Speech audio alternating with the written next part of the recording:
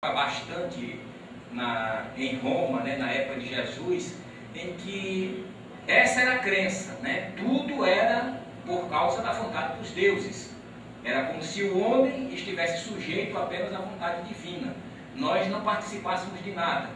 Todo o romance ele é desenrolado com essa consciência, né? E assim, a gente precisa parar para analisar que nós somos parte integrante desse progresso. Nós precisamos construir esse progresso.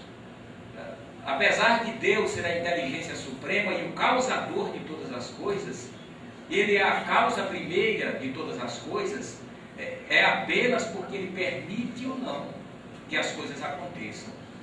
Mas aí é a análise do que seja melhor para nós. Ele só permite aquilo que seja melhor para nós. Então é diferente, não é a vontade estabelecida, mas é a nossa ação que promove o sofrimento ou a dor. Mas esses estudos, esses documentos antigos da Grécia, da Pérsia, né, foi encontrado a seguinte informação, que antigamente se entendia que era Deus que propiciava a dor ao homem. Então, a doença era tratada pelas pessoas religiosas, pelas pessoas envolvidas pelas crenças. Então eram os sacerdotes quem curavam, e curavam com as suas práticas, né? As suas orações, os seus envolvimentos. Por quê? Porque se entendia que tudo estava vindo de Deus, uma decisão de Deus, sem a nossa participação. Então se adoecia, se morria cedo, se perdia um membro, né? Se já nascesse com a deformidade, era uma ação puramente de Deus. Mais tarde, se foi percebendo que os animais, eles tomavam banho de lama para se proteger. A lama endurecia em seu corpo e eles se protegiam das dos insetos. Então veja, havia um objetivo no mundo animal de se proteger de supostas dores futuras. Né? Depois se viu alguns cachorros comendo folhas vegetais como um purgante para a sua má digestão. Aí daí a ciência voltou os olhares para o comportamento das plantas e começou agora a desenvolver a sua relação muito diferente com a dor, que o homem agora pode amenizar. E aí desencadeou, né, toda a proposta dos exames, da tecnologia. Aqui hoje, né, a gente já pode viver com a permissão de Deus. Então, vejam só, agora a gente já tem a certeza, olha, a nossa dor ela pode ser diminuída por nós. Nós podemos diminuir o nosso sofrimento, a nossa dor. Cabe a cada um aqui. Aí a relação da dor, né, a visão da medicina com essa dor, ela dá duas características importantes. Primeiro, o fenômeno dual, em que de um lado está a percepção da sensação e do outro a resposta emocional do paciente a ela. Ou seja, existe uma dor, que é o organismo em que está sofrendo um distúrbio do seu funcionamento, e aponta um incômodo, é um aviso do corpo, né? E uma relação de como essa pessoa se convive com essa dor, com essa informação. Por quê? Vejam só,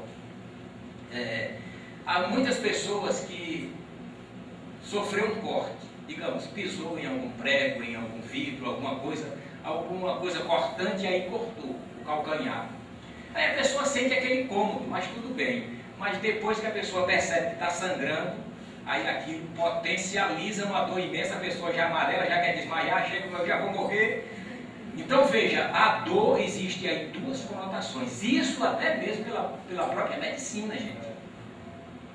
Que é, de um lado, a percepção da sensação e do outro, a resposta emocional do paciente a ela. Então veja que há uma relação aí agora, não apenas física, mas a gente entra agora num contexto emocional. Olha a coisa entrando agora num aspecto bem interessante. E essa é a visão da própria medicina, gente. A segunda característica é a dor sentida como aguda. Nesse caso, ela pode ser passageira ou crônica, persistente. O combate à dor física é feito por diagnósticos, exames, remédios e cirurgias auxiliadas pelas modernas técnicas computadorizadas. Então, essa é a dor em que não existe o envolvimento emocional da pessoa. É a dor ali em que é a dor crônica, né? É a dor que não tem cura, que você vai viver com aquela dor. Embora que essa ainda é uma visão da medicina. Ela está vendo o organismo e ela está vendo uma pessoa que tem uma doença incurável e ela vai dizer, olha, isso é crônico. Isso eu não posso fazer nada por ela. Então imagina que a pessoa vai conviver com aquela dor com a mesma intensidade. E a ciência está errada nisso. Porque mesmo existindo o causador da dor, veja, digamos que eu desenvolvo um câncer, seja lá onde for. Aí eu recebo o diagnóstico, olha, é um câncer. E a gente não vai poder fazer nada. Daqui a pouco ele vai entrar em um estágio de metástase e você vai morrer, e agora isso aí é crônico, não tem jeito, não adianta fazer nada, é você esperar para morrer. Tem muita gente que antecipa a morte, né? Se desespera e agora vou morrer e tal. E tem muita gente que vai trabalhar. E essa dor é bem diferente, e esse estágio é bem diferente. Mesmo a ciência apontando como a dor sendo aquela em que a emoção influencia e aquela em que apenas o organismo distribui a intensidade da dor, ainda assim existe a participação efetiva da relação de cada um com aquele funcionamento do organismo. Então a gente vai sempre se transportar para o nosso momento de geração de sofrimento. Todos nós geramos sofrimento aqui. Não existe bom na Terra que não gere sofrimento. Pode ver a alma tão diferente de nós, do Chico Xavier, uma criatura bem preparada, quanto puxão de orelha ele levou.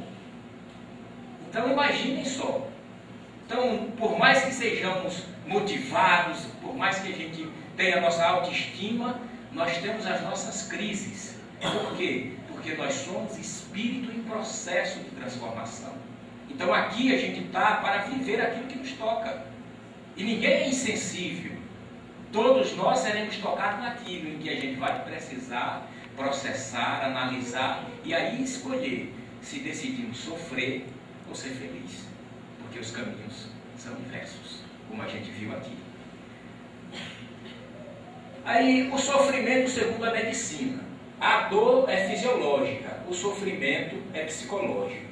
Isso é bem interessante a gente entender, embora a medicina diferencie o sofrimento da dor e diga que uma coisa é do corpo e a outra é do psicológico, a gente sabe que o psicológico influencia na dor.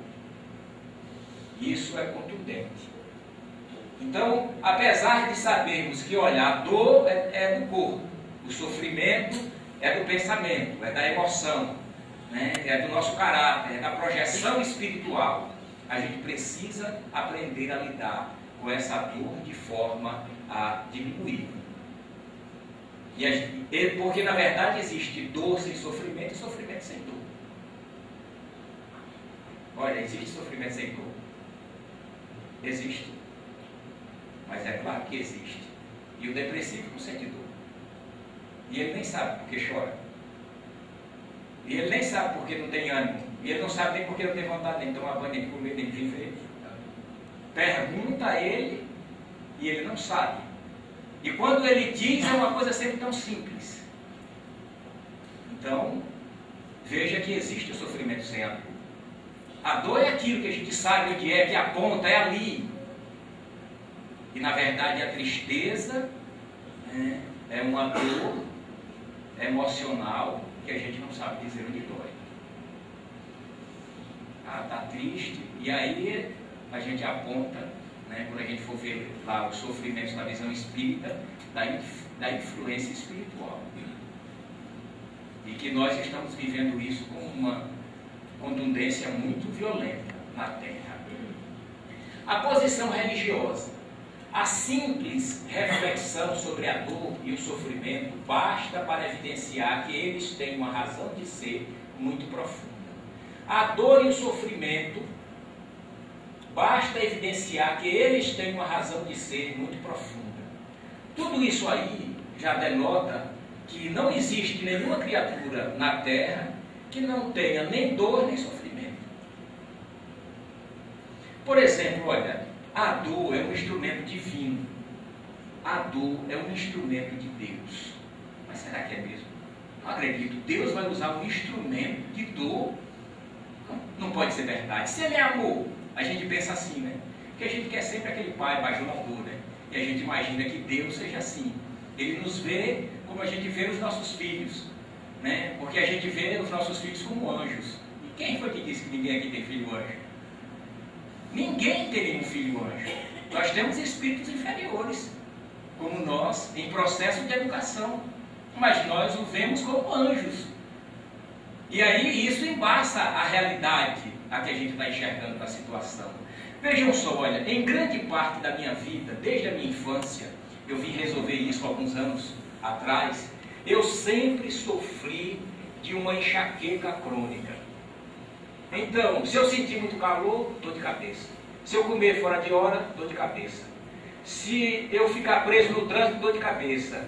Se eu comer e não escovar os dentes, dor de cabeça. Agora vai entender isso. Se eu dormir muito, dor de cabeça. Se eu dormir pouco, dor de cabeça. Se eu acordar cedo demais, dor de cabeça. Se eu, tudo que eu fizer fora do comportamento, dor de cabeça. Crises enlouquecedoras. Eu cresci a minha vida desde a infância dessa forma. 3 vezes por semana eu imaginava, numa dessa eu vou morrer.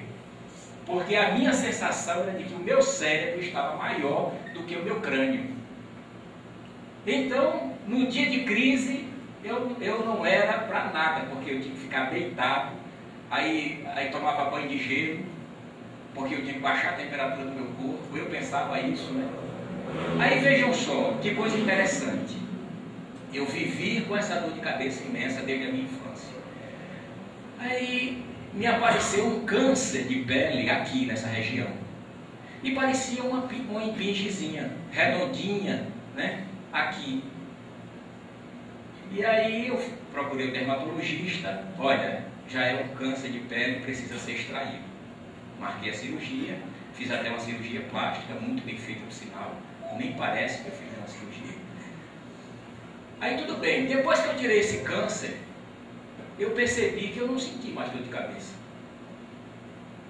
E aí eu fiquei assim, meio pensativo, né? Aí reduziu drasticamente, e quando sentia não era mais aquela coisa enlouquecedora. Sentia uma coisa suportável. E as crises foram diminuindo depois dessa cirurgia. E aí eu fiz uma análise assim, bem, para que eu sinta dor de cabeça, eu devo ter me ferido ou ferido alguém. Porque, olha, essa dor divina, né, que Deus me concede, é para o meu benefício. Primeiro, ela é disciplinadora. Eu tenho que dormir cedo, eu não posso acordar cedo demais, eu não posso comer qualquer coisa, né? Aí, veja só, ela já me disciplinou, já foi muito importante para a minha vida. Porque era assim, ou você faz ou você tem a crise. Né? A coisa era muito prática. Aí, depois que eu tirei esse câncer de pele, eu percebi drasticamente uma redução. E hoje quase que eu não tenho mais. Algumas crisezinhas leves, suportável e assim, como todo mundo tem. Aí eu pensando comigo, né, eu disse, bem, mas por que será isso? Aí eu disse, mas será que eu dei alguma vez um tiro na cabeça? Ou minha, ou na cabeça de alguém? Aí veja, aí eu comecei a analisar e perceber que o câncerzinho de pele parecia uma perfuração de um projétil de tiro. Digo, nossa, mas como Deus é misericordioso. Olha a ação da dor divina em nossas vidas. E agora, quanto de nós aqui sentimos tantas dores variadas provenientes das nossas atitudes? Então veja que a coisa não é tão injusta como a gente pensa. Né? E Deus está sempre presente em nós. É disciplinadora. Eu tenho que dormir cedo, eu não posso acordar cedo demais, eu não posso comer qualquer coisa, né? Aí, veja só, ela já me disciplinou, já foi muito importante para a minha vida, porque era assim, ou você faz ou você tem a crise, né? A coisa era muito prática. Aí, depois que eu tirei esse câncer de pele, eu percebi drasticamente uma redução, e hoje quase que eu não tenho mais. Algumas crisezinhas leves, suportável e assim, como todo mundo tem. Aí eu pensando comigo, né, eu disse, bem, mas por que será isso? Aí eu disse, mas será que eu dei alguma vez um tiro na cabeça? Ou minha, ou na cabeça de alguém? Aí veja, aí eu comecei a analisar e perceber que o câncerzinho de pele parecia uma perfuração de um projétil de tiro. Digo, nossa, mas como Deus é misericordioso. Olha a ação da dor divina em nossas vidas. E agora, quanto de nós aqui sentimos tantas dores variadas provenientes das nossas atitudes? Então veja que a coisa não é tão injusta como a gente pensa, né? E Deus está sempre presente em nós. E como é fundamental resolver isso. Agora, veio alicerçado com isso um envolvimento com a doutrina espírita, uma mudança de comportamento, um esforço da mudança da ideia, do projeto de vida, né? Uma mudança realmente que foi aplicada em minha vida. Coincidiu com tudo isso, com o surgimento desse câncer, com a extração, a cirurgia e com a retirada da minha vida desse momento tão sério, tão dificultoso que era, né? Porque num dia de crise não trabalhava, não fazia nada. E o pior é que não podia nem ficar deitado. Era eu andando em casa, às vezes, e a mulher atrás, achando que eu ia infartar, que eu ia sentir alguma coisa. Né? Porque era realmente, mas por que você fica tão impaciente? Eu digo, olha, mas não consigo nem sentar, nem ficar em pé, nem ficar deitado. Então eu fazia um pouco de cada coisa, né? Para ver se encontrava uma alternativa. E quantos de nós aqui não sentimos, em épocas, em momentos de nossa vida, dramas e traumas, né, graves, mas que a gente possa ter essa certeza. O sofrimento mais profundo do que a simples dor, sensível e que afeta toda a existência, também tem a sua razão de ser. É através dele que o homem se insere na vida mística e religiosa. A dor também nos envolve com a religião. Acaba sendo um benefício, porque a gente só procura Deus se a gente estiver precisando dele. A gente nunca está apto a servir, a gente só quer ser servido. Então, a gente chega nos tempos religiosos com a cara amarrada, né, acabrunhado, com um semblante pesado. Como eu queria tirar esse peso de minhas costas. E a gente pensa em deixar um pouquinho para o passista, né? Quem sabe o passista fica com isso, né? E na verdade a gente não trabalha isso no dia a dia. A gente não diz assim, olha, hoje é o dia de ir para a casa espírita, então eu tenho que ir disposto. Eu vou servir. Aí, não, eu não vou dar ideia a esse pensamento. Não, eu não vou dar vazão a isso. E já estou me sentindo muito bem. Não, mas eu não posso. E se a gente pudesse entender quanto a nossa resistência, né? Nós fizemos uma viagem agora para o último seminário que o Divaldo fez, que foi lançado o livro Mediunidade, Desafios e Bênçãos, de Manuel Flamengo de Miranda. E 2 dias antes, aí já estava com tudo comprado, né? A gente foi numa excursão, as passagens compradas, tudo arrumado, e eu sentia que eu ia pegar uma gripe forte. Aí eu cheguei para mim mesmo e comecei a fazer um trabalho mental. Eu não quero essa gripe. Eu não vou querer isso para mim. Olha, foi impressionante como eu mandei ela embora, realmente.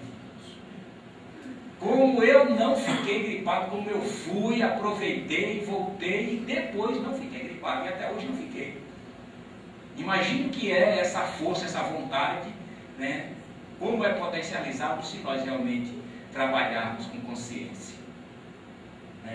Sem as limitações naturais da falta de confiança nesse Deus e nessa misericórdia. Então essa dor tem essa finalidade, esse sofrimento de nos aproximar de Deus. O sofrimento é próprio do estado de imperfeição, mas atenua-se com o progresso e desaparece quando o espírito vence a matéria. Olha, é fundamental que a gente entenda isso. o sofrimento tem tudo a ver com a nossa condição de evolução. Se eu estou em um estado inferior em relação às leis supremas, eu sofro mais, porque tudo me incomoda, porque eu critico tudo, porque eu aponto erro em tudo, eu não vejo a coisa boa em nada. Então eu estou constantemente estressado, eu sou violento, eu aí sou impaciente, respondão, briguento, eu já acordo, e esse sol aí, para que ele vem? Porque o ideal é enfrentar tudo, e a gente não para, não agradece, a gente não vê a importância da nossa vida, né? Veja só, para a gente se determinar a ser feliz, se no momento em que eu acordo, né, eu digo assim, hoje eu serei feliz, aí eu preciso dizer, mesmo que a pessoa que eu mais amo na terra desencarne. Olha, a gente vai dizer, mas como é que ninguém vai ser feliz desse jeito? Bem, mas se eu imaginar que para que eu seja feliz, os acontecimentos externos é que vão me dar essa felicidade, nunca eu vou ser feliz. Porque a felicidade não está vindo de mim.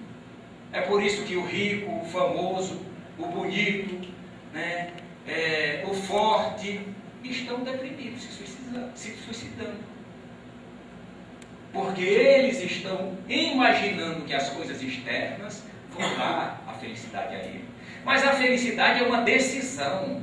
É a confiança em Deus. Eu só posso ser feliz se eu confiar em Deus. Como eu posso ser feliz desconfiado? Então é preciso que eu diga a mim mesmo, olha, independente do que me aconteça hoje, eu vou ser feliz. Aí de repente vem a notícia. Tão comum em nossas vidas, olha aquele cheque pré-datado, o cara botou antes do tempo e você não tem dinheiro na conta. Olha, e cheque pré-datado só existe no Brasil, porque cheque é uma ordem de pagamento à vista. Eu não posso pré-datar uma coisa que é uma ordem de pagamento à vista. É tanto que o banco não aceita, pode dar a data que for, se eu chegar lá eu saco o cheque. Por quê? Porque não existe isso. Nós é que criamos essas situações. E aí, veja só, eu já estou querendo comprar alguma coisa, né, além das minhas possibilidades. E aí estou dando cheque pré-datado. Estou pré-datando uma dívida, estou construindo, né, um momento difícil que vai gerar o que? Sofrimento. Recentemente, a gente teve a oportunidade de ver uma palestra de um grande nome sergipano, e ele dizia uma coisa muito interessante: os maiores geradores de tristezas o cartão de crédito e o crédito. Olha, por quê? Porque a gente cria uma situação irreal. É impressionante hoje como existe o dinheiro invisível. Você vai lá, pega aquele cheque, que não é dinheiro, é um papel, e você não tem o dinheiro, mas você troca no banco. As empresas estão fazendo isso, troca no banco, quer dizer, fez dinheiro sem ter o dinheiro. Aí depois a gente vai conviver com um problema grave, sério. Veja essa particularidade, como precisa realmente a gente vencer a matéria. Aí aqui, veja só, a gente vai ver as expressões de diversos sofrimentos, né? A fome, o abandono, o descaso da humanidade, os dramas sociais, né? A solidão, as doenças, as enfermidades graves e as influências espirituais. Essas são as realidades, né? Umas das realidades do sofrimento tão atuante em nossas vidas. Mas como esse sofrimento é visto pelo Espiritismo? Como é que a gente vê isso aí? Aí a gente precisa estudar o capítulo 5 do Evangelho segundo o Espiritismo. Bem-aventurados aflitos. Kardec, de forma pedagógica, distribui no maior capítulo do livro 31 itens. Esse capítulo tem. Aí ele vai falar sobre a justiça divina. Ele abre o capítulo falando sobre a justiça divina. Veja, para que a gente entenda qual a relação das nossas aflições nas nossas vidas, é preciso que a gente entenda a justiça de Deus. Aí ele começa causas atuais das aflições, causas anteriores das aflições. Aí vai falar o bem e o mal sofrer, o suicídio, os tormentos voluntários, perda de entes queridos, mortes prematuras, e vai descrevendo ali um roteiro de como nós devemos realmente nos preparar para essas realidades. Mas nós sempre imaginamos, eu não estou preparado. Não é o que a gente diz para a gente não abraçar a tarefa na casa espírita? Eu ainda não estou preparado. Mas quem foi que disse que o trabalho aqui é para quem está preparado? Quem já está preparado nem está aqui. Nós que estamos aqui, estamos para nos preparar. Os que já estão preparados, já estão nas esferas superiores. Aqui é a escola, aqui é para a gente aprender. Então, nós estamos o quê? Dizendo não, faltando a aula. Eu não sei. Olha, uma coisa que eu jamais poderia imaginar era ser um orador espírita.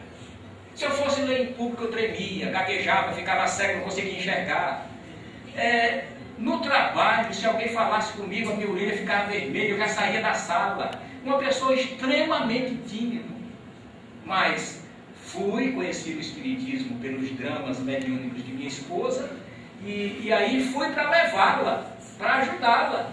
E aí me matriculei junto com ela no grupo de estudos e tal, e depois, que passamos pelos cursos, aí, olha, está na hora de trabalhar. Eu digo, mas eu vim aqui para trabalhar, eu vim para fazer ela. Você não quer tentar não dar uma palestra? Mas eu era muito sincero, eu sabia que eu tinha que ser um colaborador. E isso eu não imaginava que seria capaz.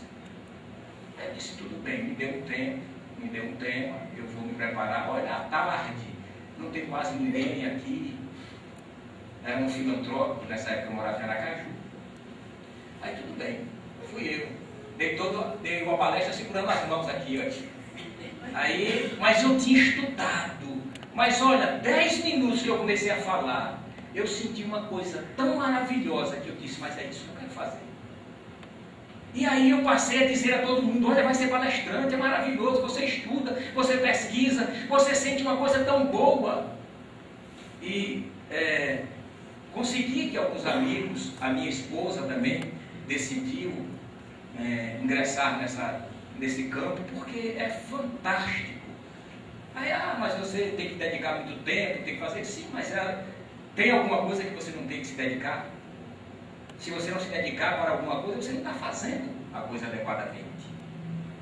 Então vejam que é maravilhoso você saber o que as pessoas estão pensando e dizendo sobre tal assunto.